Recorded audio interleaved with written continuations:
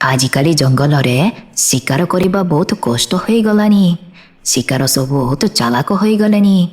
ସେ ଯାହା ହଉ, ଭାଗ୍ୟ ଭଲ, ବାଘ ମାମୁଁ ମୋତେ ତାଙ୍କ ପୋଖରୀରେ ମାଛ ଚାଷ କରିବାକୁ ଦେଲେ। ଏଠି ମାଛ ଚାଷ କରି ମାଛକୁ ଧରି ଖାଇଲେ ବହୁତ ସୁବିଧା ହୋଇଗଲା। ହେଲେ ମୋତେ ପ୍ରତ୍ୟେକ ଦିନ କିଛି ଦିନ କିଛି ମାଛ ଧରି ବାଘ ମାମୁଁକୁ ଦେବାକୁ ହେବ, ନହେଲେ ସେ ମୋତେ ଆଉ ଚାଷ କରିବାକୁ ଦେବେନି।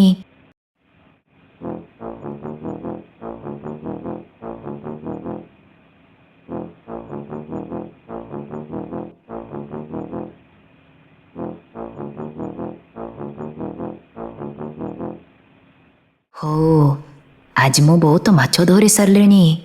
କିଛି ମୁଁ ମାଛ ମୋ ପାଇଁ ରଖିନିଏ, ଆଉ କିଛି ବାଘ ମାମୁଁ ପାଇଁ ରଖିଦେବି। ଯାଏ, ବହୁତ ସମୟ ହେଇଗଲାଣି, ନହେଲେ ବାଘ ମାମୁଁ ରାଗିଯିବେ।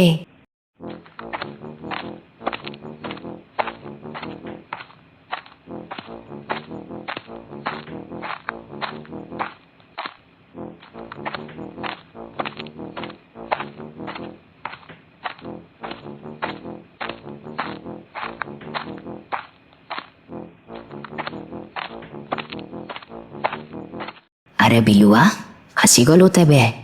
ଏତେ ସମୟ ତୋତେ କାହିଁକି ଲାଗିଲା? ସେ କିଛି ନୁହଁ, ଚାଲି ଚାଲି ଆସୁ ଆସୁ ଡେରି ହେଇଗଲା। ହଉ, ଏଇ ନିଅ ବାଘ ମାମୁଁ, ତମର ମାଛ। ତମ ପାଇଁ ମୁଁ ସ୍ପେଶିଆଲ ବଡ଼ ବଡ଼ ମାଛ ଆଣିଛି।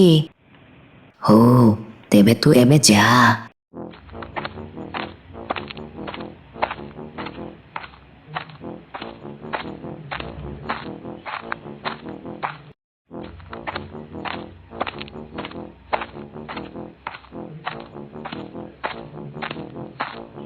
ଆଚ୍ଛା ହଉ, ଏବେ ମୁଁ ମୋର ଭାଗର ମାଛ ଖାଇଦିଏ। କାଲି ଆହୁରି ସକାଳୁ ଉଠି ମାଛ ଧରିବାକୁ ଯିବାକୁ ହବ, ନହେଲେ ଡେରି ହୋଇଗଲେ ବାଘ ମାମୁଁ ରାଗିଯିବେ।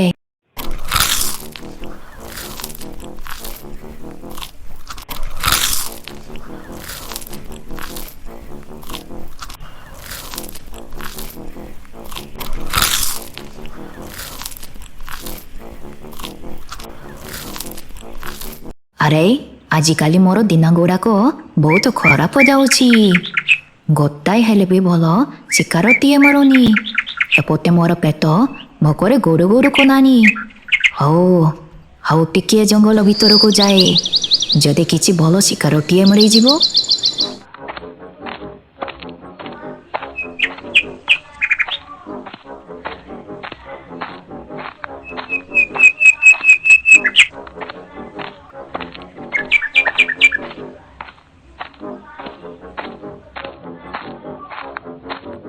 ଆରେ, ଏ ଜଙ୍ଗଲ ଭିତରେ ଏ ପୋଖରୀ ତ ବହୁତ ସୁନ୍ଦର ହୋଇଛି। ଲାଗୁଛି ଏ ପୋଖରୀରେ ବହୁତ ବଡ଼ ବଡ଼ ମାଛ ଥିବେ। ଶିକାର ତ ଆଜି ମିଳିଲାନି। ଯାଏ, ଏ ପୋଖରୀର ମାଛ ଧରି ଖାଇଲେ ଭଲ ହୁଅନ୍ତା।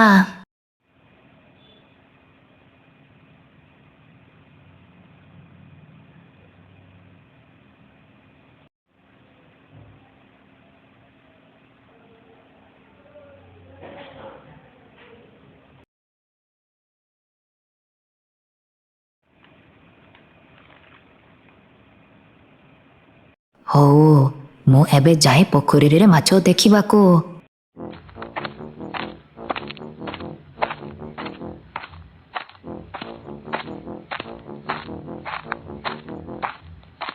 ଆରେ, ପୋଖରୀର ମାଛ ସବୁ କୁଆଡ଼େ ଗଲା?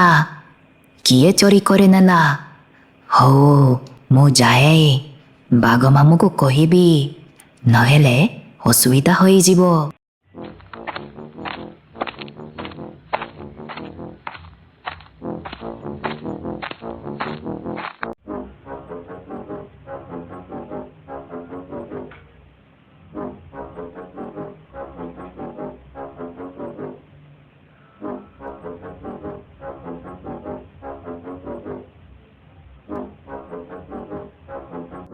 ବାଃ ବାଃ, ଏ ପୋଖରୀର ମାଛ ତ ବହୁତ ଟେଷ୍ଟି ଲାଗୁଛନ୍ତି। ବହୁତ ବଢ଼ିଆ ହେଲା। କେହି ଦେଖିବା ଆଗରୁ ମୁଁ ମାଛ ଧରି ନେଇ ଆସିଲି। ଆଜି ମୋର ବଢ଼ିଆ ଭୋଜିଟିଏ ହେଲା। ସର୍ବନାଶ ହେଇଗଲା ବାଘ ମାମୁଁ, ସବୁ ସରିଗଲା। ସର୍ବନାଶ ହେଇଗଲା ବାଘ ମାମୁଁ, ସବୁ ସରିଗଲା। କ'ଣ ହେଲା ବିଲୁଆ? କ'ଣ ପାଇଁ ଏତେ ଜୋରରେ ପାଟି କରୁଛୁ? ବାଘ ମାମୁଁ, ସବୁ ସର୍ବନାଶ ହେଇଗଲା। ଆମ ପୋଖରୀରୁ ସବୁଦିନ କେହି ଜଣେ ମାଛମାନଙ୍କୁ ଧରି ନେଇଯାଉଛି। ଗୋଟାଏ ହେଲେ ବି ଆଉ ମାଛ ନାହିଁ। ହଉ ତେବେ ବ୍ୟସ୍ତ ହନି ବିଲୁଆ, ମୁଁ ନିଜେ ଯାଉଛି ସେ ଚୋରକୁ ଧରିବାକୁ।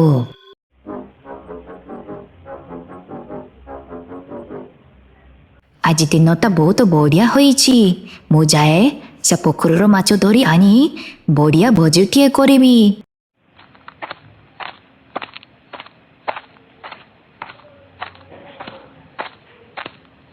ଆରେ ଶିଆଳ ତୁ, ତେବେ ତୁ ହଉଛୁ ସେ ଚୋର ଯିଏକି ମୋ ପୋଖରୀରୁ ସବୁଦିନ ମାଛ ଚୋରି କରି ଆଣୁଛି। ମୋର ମାଛ ଚୋରି କରି ତୁ ଏଠି ବସି ବହୁତ ମଉଜରେ ଖାଉଛୁ। ରହ ରହ ରହ, ଦଉଛି ତୋତେ।